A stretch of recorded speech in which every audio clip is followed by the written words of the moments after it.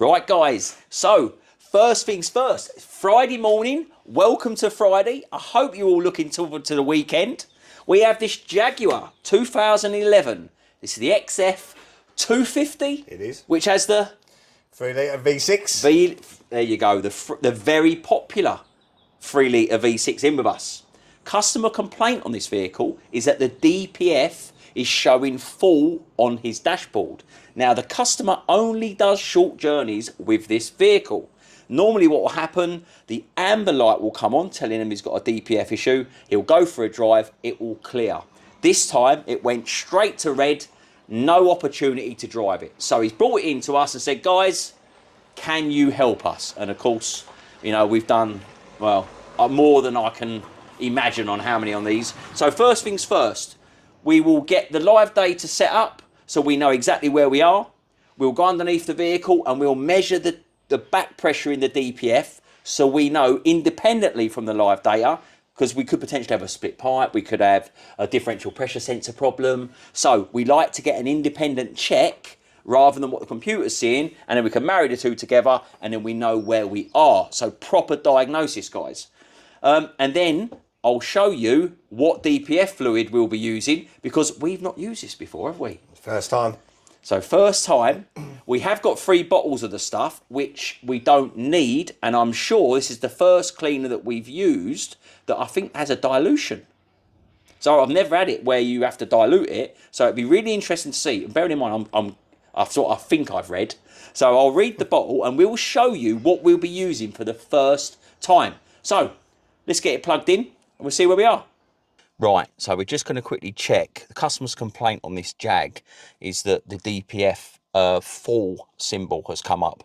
Now, he said normally what he does is when the DPF light comes on, it comes on amber, it'll go for a drive and it will go off. But this time it's gone straight red, there is no amber light. So if you have a quick look at this on the dashboard, you can see clearly it says on there, DPF is full and we have an engine management light on. So what we're going to need to do is we will plug into this quickly with the JLR software that we've got, and we'll show you what the fault codes are, and then we'll show you how we are going to fix this Jaguar XF. So we know that the car is displaying a DPF full issue on the dashboard. So what we're going to do now, we're going to quickly walk round to Dan, who has got the JLR software plugged into this vehicle. My heart says to me it's probably going to be a full DPF. It has been used for short journeys. So it would just be a case of giving it a clean and going from there. But let's have a look to see what the JLR software says. So let's pop round to Dan. Dan's got his little rig set up. So I've gone in already, started the session on our guided stuff. Let's just pop into DTCs.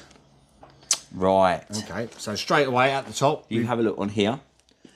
So what we've got is the usual thing that we see is the P2463, and that is the DPF filter restriction, soot accumulation bank 1. So now what we're going to do, I think in the interest of this, Dan, shall we get our little tool out? Shall we show them what we use? So what we're going to be using is this digital nanometer.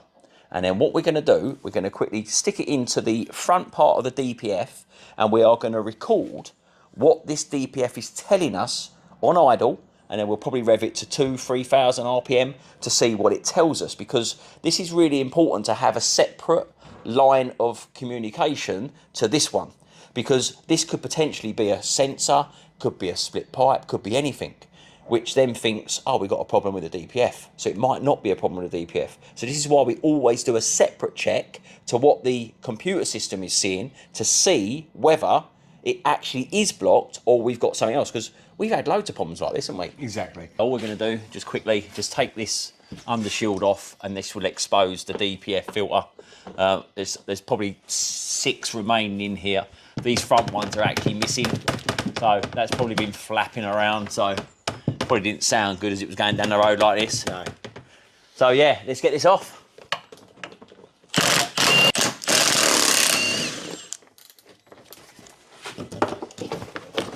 Right, that is the shield off. The DPF is situated here. Do not think that the DPF is there, because that is actually the cat.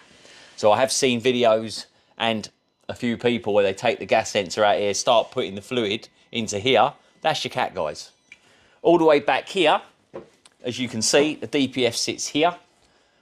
You've got, if you come and have a quick look here, you've got the gas sensor here, and the differential pressure pipes, 2 of them, sit just up here. I'll show you. See those 2 rubber pipes? And the funny thing is, it's been off before, because if you can see here, it's actually got a cable tie holding it instead of the spring clip. So we'll have that off. I've got some spare ones of these, so we'll put that on and make sure it's proper. And then what you've got, we're going to be using this one because it goes to the front. That one will go to the rear. And then what we're going to do, I'll show you the product that we will be using, which is up top. So let's get the differential pressure pipe off, because I'm going to show you how we measure it accurately using a nanometer. Just going to quickly use these special pliers. If you look on here, see the ends of that? Perfectly designed for the spring clip stuff. So that literally clips on there perfect, and it stops it springing off on you. Now all we're going to do is remove that, and we're going to get the nanometer fitted on it. So we're going to be using this digital nanometer. Now what this will do, it will measure the back pressure in the DPF.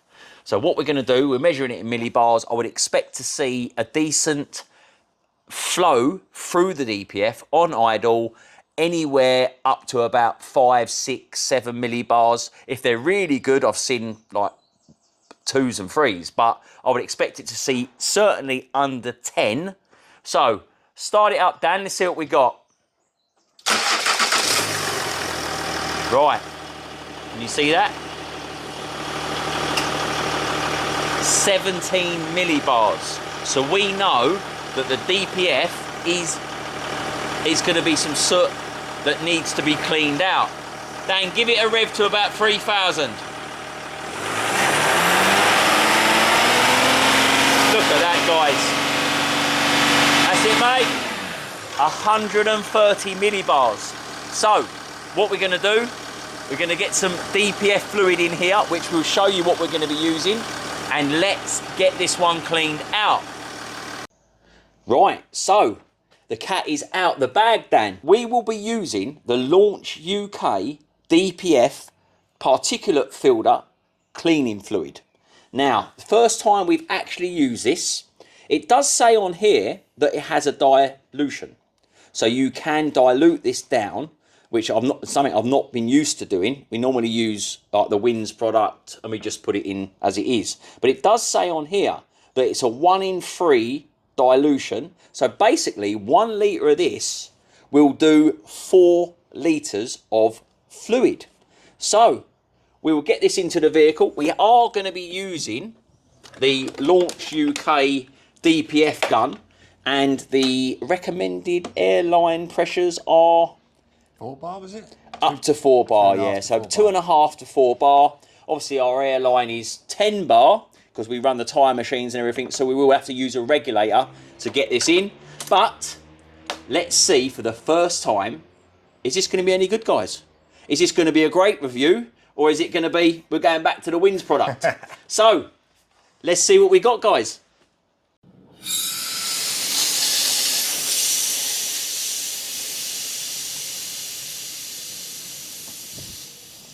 Right, that's it, guys. So we have got the cleaner in. Let's see how it gets on. Right, so now what we've got to do is we will allow the DPF fluid to start making its way in. As you can see, we've literally only just started it up, and you're starting to see this out here, which is quite funny. But once we start getting it up to operating temperature, you'll start to see the smoke change to like a bluey tinge, and then you'll see all the fluid come out. But we're going to idle it first, just to get some warmth through the DPF. And then what we'll do, we'll take the revs up to 2,000 and then 3,000. Because to be honest, I don't like doing a regen if I can clear it through without doing a regen. So as soon as I clear that out, we'll run it up, we'll get the faults cleared, and then really we should be good to go.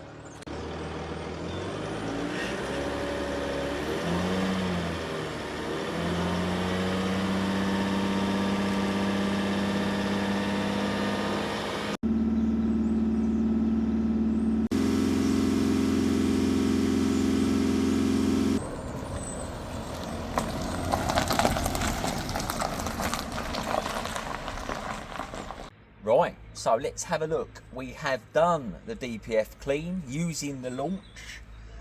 Let's have a look. We've reset the values. I know it needs a service, so the customer is fully aware of that, but let's see. Look at that, guys. There we go. No engine management light, no DPF is full. Another one fixed at Dans Automotive Services. So guys, I just want to say a massive thank you to everybody from both me and Dan, or Big Dan, I'm short Dan, he's Mr. Ed, I'm Dan Japanese. Probably Mr. Ed. I don't know what they call him, no. I've had some other funny names, but we just want to say a massive thank you to everyone. I cannot believe the response that we are getting. I think our Facebook page alone at the moment is over 3 or 4 million a month regularly. We have seen 17 million views in April, so obviously not doing as well as we were doing, but we had 17 million views in April. It must have been a funny video or something. It must have been a funny video. But we just want to say a massive thank you for all the likes, the shares, the subscribes. Yeah, so onwards and upwards for Dan's Automotive Services, and we'll see you on the next one.